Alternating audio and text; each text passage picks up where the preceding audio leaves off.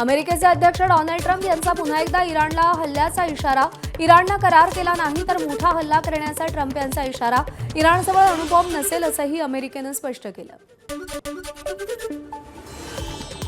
अमेरिकेनं इराणला हल्ल्याचा इशारा दिल्यानंतर त्याला इराणकडून उत्तर। अमेरिकेच्या धमकीला घाबरत नाही, आमचं सैन्य उत्तर देण्यासाठी सज्ज। युरेनियम नष्ट करणार नसल्याचं इराणनं स्पष्ट केलं। इस्रायलकडूनही इराणला हल्ल्याची धमकी। अणुशस्त्र इराणला बनवू देणार नसल्याचा इस्रायलचा इशारा। इस्रायल दक्षिण लेबनॉनला सोडणार नसल्याचाही नेत्यानाहू यांचा इशारा। इस्रायलच्या हितासाठी काहीही करण्यासाठी तयार असल्याचं स्पष्ट केलं।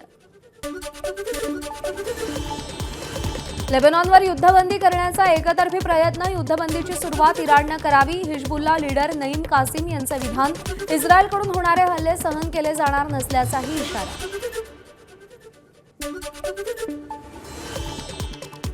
होर्मुझ सामुद्रधुनीची नाकेबंदी करण्यात आल्याचा इराणचा दावा। तर इराणचा दावा अमेरिकेनं फेटाळला। गेल्या 24 तासात होर्मुझ सामुद्रधुनीतून 67 जहाजं गेल्याचा अमेरिकेचा दावा। इराणकडून अजूनही होर्मुझमधून स्फोटकं हटवण्यात आली नसल्याचं अमेरिकेनं स्पष्ट केलं। अमेरिका आणि इराणमधील शांती वार्ता थांबली, त्यानंतर कच्च्या तेलाच्या किमतीत वाढ। कच्च्या तेलाच्या किमतीमध्ये 1.5% वाढ। कच्चं तेल आता $81 प्रति बॅरेलवर। अमेरिकेत मात्र कच्च्या तेलाच्या किमतीमध्ये 2.5% वाढ। कतारची राजधानी दोहा परिसरातील रास लफान गॅस प्रकल्पात मोठा स्फोट। स्फोटानंतर गॅस प्रकल्पामध्ये भीषण आग, सगळे कर्मचारी सुरक्षित। स्फोटानंतर लगेच बचाव कार्य सुरू केल्यानं जीवितहानी टळली। मान्सून मुंबईच्या वेशीवर पुढच्या 48 तासांच्या आत मान्सून मुंबईत दाखल होणार। मान्सून पुण्यात दाखल झाल्याची हवामान विभागाची माहिती। गेले 15 दिवस दडी मारलेल्या पावसाची तळकोकणात हजेरी। कुडाळ, वैभववाडी, कणकवली तालुक्यात पावसाच्या हलक्या सरी। 22 ते 27 जून दरम्यान कोकणात मुसळधार पावसाचा इशारा। पहिल्याच पावसात महाडच्या रस्त्यावरती पाणी साचलं। पाईपलाईन गटारांची कामं अपूर्ण असल्यानं अनेक ठिकाणी रस्त्यावर पाणीच पाणी। वाहन चालकांची कसरत, तर मातीचा भराव काढून गटार मोकळी करण्याचे उपनगराध्यक्ष संदीप जाधव यांचे आदेश। मुंबईला पाणीपुरवठा करणाऱ्या धरणांमध्ये 8.68% पाणीसाठा। मुंबईची तहान भागवण्यासाठी राखीव पाणीसाठ्याचा वापर करावा लागेल।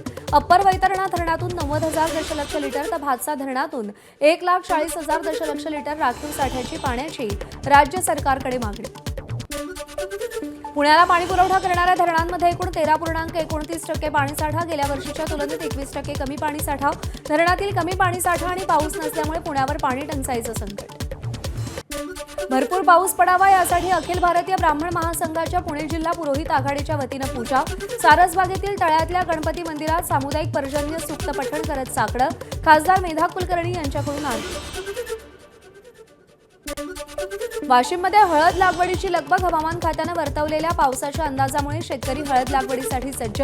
हळदीला मिळणारे चांगल्या दरामुळे जिल्ह्यात मोठ्या प्रमाणात शेतकरी हळद पिकाकडे वळला असल्याचं चित्र। नंदुरबारमध्ये पावसानं पाठ फिरवल्यानं खरीप पेरण्या रखडल्या। 3 लाख हेक्टरपैकी केवळ 11,000 हेक्टरवरच पेरण्या पूर्ण। कापूस लागवडीमध्ये आघाडी। बागायती आणि कोरडवाहू क्षेत्रावर पावसाअभावी संकट। धुळ्यातल्या शिरपूरमध्ये राज्य उत्पादन शुल्क विभागाची मोठी कारवाई। तब्बल 67,77,250 रुपयांचा मुद्देमाल जप्त। जळदा गावातील गोडाऊनमध्ये परराज्यातील मद्य तसंच हातभट्टीची दारू साठा करून अवैध विक्री सुरू असल्याची माहिती मिळाली होती। भिवंडीमध्ये 20 किलो गांजा जप्त। भिवंडीतील शांतीनगरमधील उच्चभ्रू सोसायटीच्या एका फ्लॅटमध्ये कारवाई। 2 सुटकेसमध्ये साठवलेला 6,32,800 रुपयांचा गांजा जप्त। या प्रकरणी महिला आणि तिच्या साथीदाराला अटक। यवतमाळच्या वणी तालुक्यातील कोलार-पिंपरी मार्गावरील ब्राह्मणी गावाजवळ रुग्णवाहिकेचा अपघात। त्यानंतर रुग्णवाहिकेनं पेट घेतला। काही क्षणात रुग्णवाहिका जळून खाक। चालक वेळीच गाडीतून बाहेर पडल्यानं प्राण वाचले। चालकाचं नियंत्रण सुटल्यानं अपघात। नाशिकच्या मनमाड शहरात दुहेरी हत्याकांड। अज्ञाताकडून डोक्यात दगड घालून दोघांची निर्घृण हत्या। माथेबिरूला पोलिसांनी ताब्यात घेतलं। हत्येचं कारण अस्पष्ट, पोलिसांकडून तपास सुरू। भरधाव ट्रॅव्हल्सची झाडाला धडक। बसमध्ये असलेल्या 40 प्रवाशांपैकी 10 ते 12 प्रवासी किरकोळ जखमी। गोंदियातील मुंबई कोलकाता महामार्गावरील घटना। रायपूरहून सोलापूरकडे बस जात होती। मुंबईच्या दहिसर रावळपाडा परिसरात भीषण अपघात, भरधाव डंपरची पोलिसांची कार आणि 2 रिक्षांना जोरदार धडक, 2 पोलीस आणि रिक्षाचालक गंभीर जखमी, डंपर चालक फरार. पुणे जिल्ह्यातल्या मुळशी तालुक्यात अपघात, घाटातील तीव्र वळणावर चालकाचं नियंत्रण सुटल्यानं जीप 20 फूट दरीत कोसळली, चालक किरकोळ जखमी, जीवितहानी नाही. रायगडच्या भिसेखिंडीमध्ये डंपरची दुचाकीला धडक, दुचाकीस्वार जागीच ठार, राज पतंगे असं मृत तरुणाचं नाव, डंपर चालक घटनास्थळावरून पळून गेल्याची माहिती.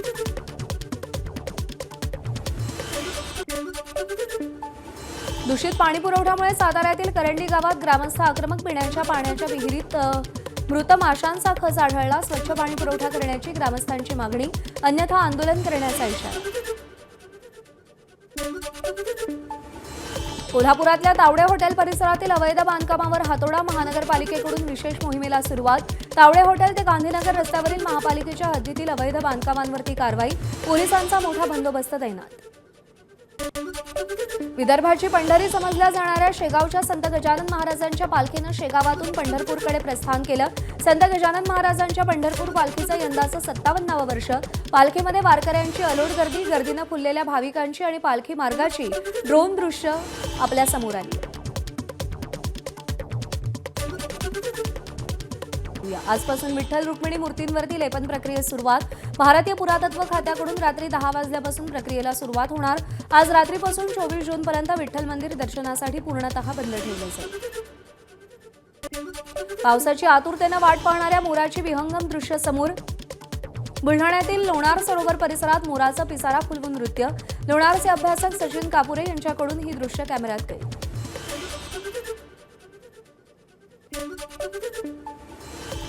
तळ कोकणात पावसाच्या हलक्या सरी कोसळल्या, त्यानंतर ऊन पावसाचा खेळ, यातून आकाशात इंद्रधनुष्य पाहायला मिळालं. ठाकरेंचे बंडखोर आमदार दुपारी 3 वाजता अधिकृतपणे शिवसेनेत प्रवेश करणार. बंडखोर खासदार दुपारी 3 वाजता अधिकृतपणे शिवसेनेत प्रवेश करणार, सूत्रांची माहिती. मुंबईत पक्षप्रवेशाचा कार्यक्रम, त्यानंतर खासदारांची पत्रकार परिषद होण्याची शक्यता. वाशिममध्ये शिवसेनेकडून खासदार संजय देशमुखांच्या स्वागताचे बॅनर. ठाकरेंच्या शिवसेनेचे 6 खासदार शिवसेनेत प्रवेश करणार असल्याची माहिती.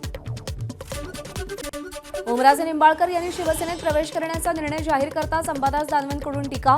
निंबाळकरांचा जुना व्हिडिओ सोशल मीडियावर पोस्ट करत टीका. आणाबाका घेतल्याला वर्षही लोटलं नाही, मात्र पलटी मारली, असं दानवे म्हणाले. पक्षप्रवेशापूर्वी ओमराजे निंबाळकर यांच्या कार्यालयावरील मशाल हटवली. धनुष्यबाण हाती घेण्याचा निर्णय घेताच ओमराजे यांनी कार्यालयावरचं मशाल चिन्ह हटवलं. ठाण्यात ऑपरेशन टायगरचे पडसाद. ठाकरेंच्या शिवसेनेकडून चंदनवाडी परिसरात शिंदेंना डिवचणारे बॅनर. निवडून घेण्यापेक्षा IPL सारखं बोली लावून विकत घ्या, बॅनरवरच्या मजकुराची चर्चा. उद्धव ठाकरेंनी सगळ्या आमदारांची बैठक बोलावली. ऑपरेशन टायगर नंतर उद्धव ठाकरेंनी ही बैठक बोलावली. उद्धव ठाकरे आज सगळ्या आमदारांशी चर्चा करणार. खासदारांच्या फुटीनंतर आमदारांमध्ये फूट पडू नये याची खबरदारी. राष्ट्रवादीच्या सगळ्या आमदारांची आज देवगिरी निवासस्थानी बैठक. उपमुख्यमंत्री सुनेत्रा पवारांनी आमदारांची बैठक बोलावली. पावसाळी अधिवेशनाच्या पार्श्वभूमीवर या बैठकीला महत्त्व. मुख्यमंत्री देवेंद्र फडणवीस यांनी पावसाळी अधिवेशनाच्या पहिल्याच दिवशी पुरवणी मागण्या सादर केल्या. 97,000 कोटी रुपयांच्या पुरवणी मागण्या सादर केल्या. ज्येष्ठ गायिका आशा भोसले यांच्या निधनासंदर्भात विधानसभेत शोकप्रस्ताव. अधिवेशनाच्या पहिल्याच दिवशी विरोधकांचं पायऱ्यांवरती आंदोलन. शेतकरी कर्जमाफी करण्याची मागणी. फसवी कर्जमाफी करणाऱ्या शेतकरी विरोधी सरकारचा धिक्कार. हातात पोस्टर घेऊन विरोधकांची घोषणाबाजी. विधान परिषदेसह रायगड जिल्हा परिषद निवडणुकीत देखील आमची मित्रपक्षाकडून फसवणूक. आमदार महेंद्र थोरवेंचं सूचक विधान. राष्ट्रवादीचं नाव न घेता थोरवेंची तटकरेंवर टीका. कोकणातील विधान परिषदेची जागा राष्ट्रवादीला गेल्यानंतर आमदार महेंद्र दळवीही नाराज. पुणे महानगरपालिकेत काँग्रेसचं अनोखं आंदोलन. डोक्यावर हेल्मेट घालून काँग्रेस नगरसेवक सर्वसाधारण सभेत. भाजप कार्यकर्ते अंगावर येतात, त्यांच्यापासून संरक्षण मिळावं यासाठी हेल्मेट घालून आंदोलन. नगरसेवक गफूर पठाण यांच्या अंगावर भाजप नगरसेवक धावून आल्याचा आरोप करत आंदोलन.